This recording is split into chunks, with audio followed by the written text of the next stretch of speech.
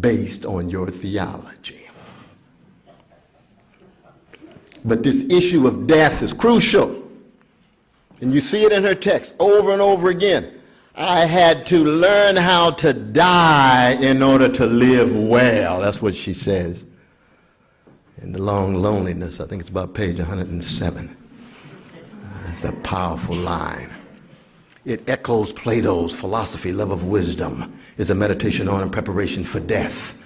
It echoes section 20, book 1 of Montaigne's great collection of essays that says to philosophize is to learn how to die. It echoes even Seneca. We don't expect too much death out of the Romans. They're too preoccupied with imperial adventures. But even Seneca, when he said he or she who knows how to die, unlearned slavery. Unlearned slavery. And from the very beginning, Dorothy Day says, I'm not going to be a death-dodging, death-ducking human being. And see, American culture, in so many ways, is a death-dodging, death-denying culture. That's why when you turn to the U.S. Constitution, you see no reference to the social death, slavery, in its myth. No reference whatsoever to it. So you begin innocent, Peter Pan-like, forever young. So we can grow rich, grow wealthy, but never grow up. Nor where's the maturation? Where's the effort to wrestle with forms of death? From the very beginning, Dorothy Day was a death wrestler. Psychic death. Wrestling with self-doubt, guilt, spiritual death. Am I a non-entity? Am I a non-person? Not simply wrestling with patriarchal structures, but also acknowledging, even in her interactions with some of the most sophisticated secular intellectuals, the Michael Golds and Eugene O'Neill, who was mentioned, probably the greatest American playwright alongside Brother Tennessee Williams and August Wilson, that there seemed to be a depth that was missing there, given all of their genius. Dorothy Day understood that if you're going to be a death wrestler, there's a very good chance that you're going to spend a lot of time on the margins, in prisons, and you're on your way to a cross. And in that process of on your way to a cross, you will be a cross bearer, much more than a flag waver. That patriotism in its dominant form, as we see with this drone, is a form of idolatry that too often leaves us callous and indifferent to the suffering of others. So given all of our utterances, we don't want to acknowledge the degree to which those precious babies in Yemen and Somalia and Pakistan have exactly the same value and significance as a precious white baby in Newtown, Connecticut, a precious black baby in the south side of Chicago, a precious yellow baby in Minneapolis with our brothers and sisters from Laos, or a precious brown baby in the barrios in East Los Angeles.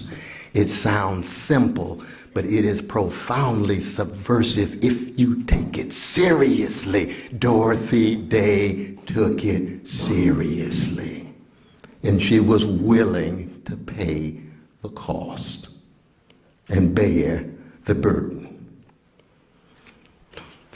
Dorothy Day understood that Socratic questioning was necessary but not sufficient condition in order to bear the kind of witness that she was called to do.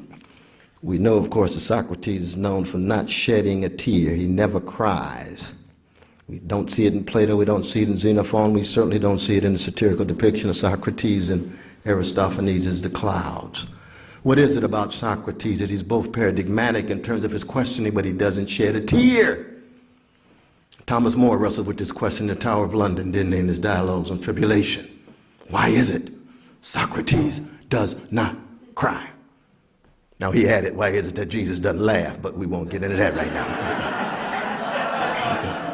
He's on his way to death.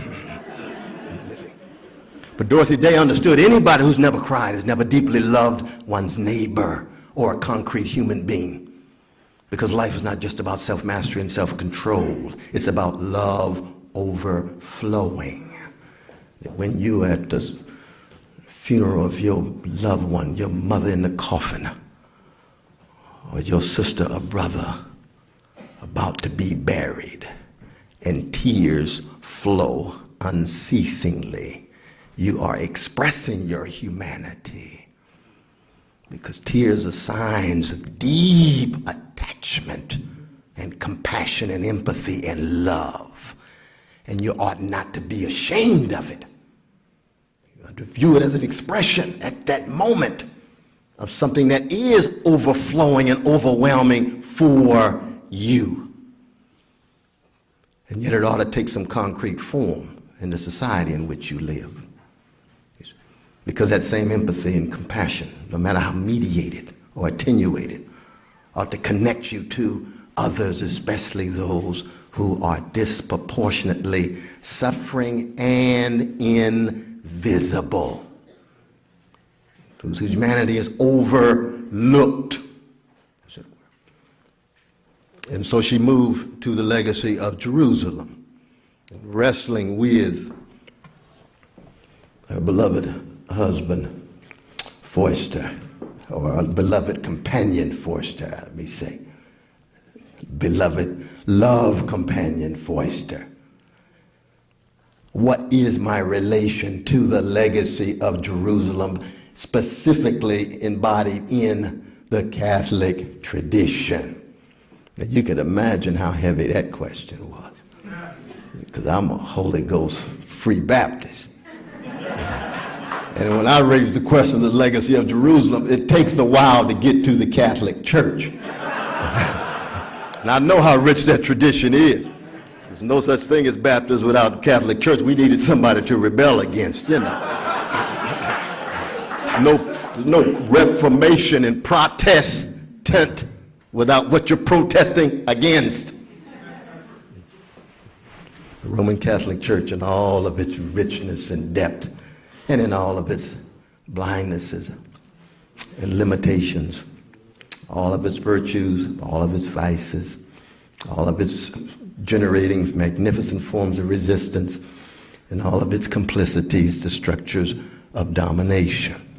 I think of Mary Ward, who of course was the grand founder of the Congregation of Jesus and the Sisters of Loreto, which is where that title comes from, the long loneliness. She invokes that rich history of Catholic sisters, and this is an English Catholic sister, in trying somehow to understand her calling and how could she best enact and embody the gospel and be true to herself as a critic of the very institution that enabled her to be a witness bearer. It's always paradox. It's always a kind of contradiction. That's true for each and every one of us to the degree to which we are tied to any community and any institution.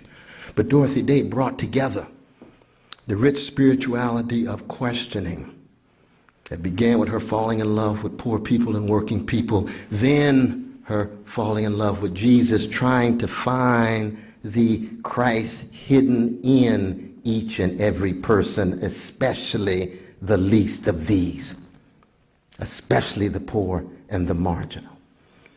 And so that double kind of conversion, or two waves of conversion, had to do with the turning of her soul from frivolous, fleeting things to the most substantial things of life and death and joy and sorrow. And for those 83 years that she was here in space and time with us in terms of human beings, there's probably some people here who actually knew her. I never got a chance to see a meet my sister. I think if I did, I probably would be so humbled and paralyzed that I couldn't say a word. I would just give her a hug, and she would say, oh, okay, that's long enough, that's long enough.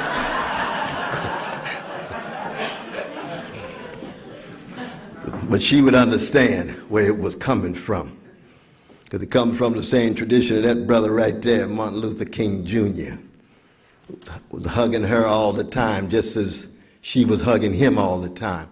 If you get a chance, you read what she wrote when Brother Martin was shot down like a dog in Memphis, Tennessee, that 1968 April issue of the Catholic Worker. What was the first line of that powerful, powerful statement? She said, Martin Luther King died daily, as St. Paul said.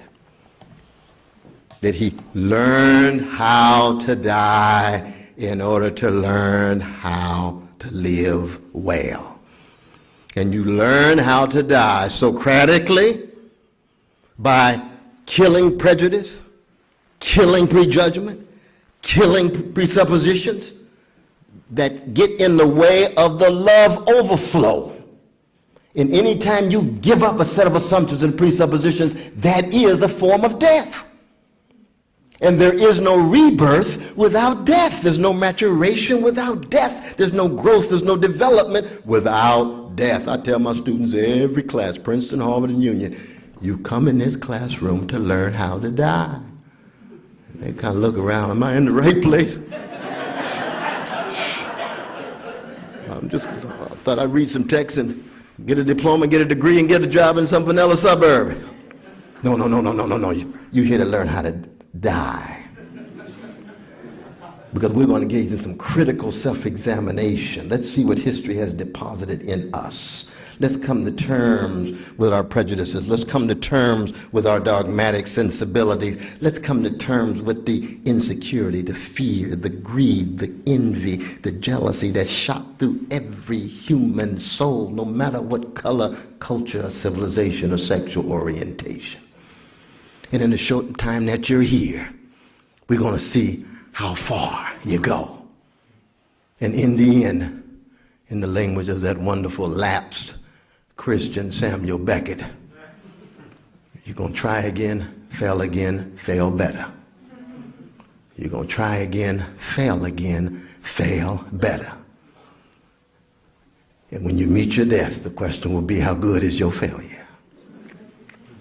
Because you're going to fall on your faith, as Sister Dorothy says, over and over and over again in her text. How do we learn, like Martin, like St. Paul said, like Dorothy Day enacted in her life, how to die inside of ourselves? Now, here is the major challenge. That she understood, rightly, that love is a form of death. So if you're death denying, you're never able to cultivate the capacity to love. And this is what's the problem in market culture. The cultural superficial spectacle. It doesn't get down to the deep, funky stuff of love. It's highly superficial. And this is one of the problems of our young people these days. I've taught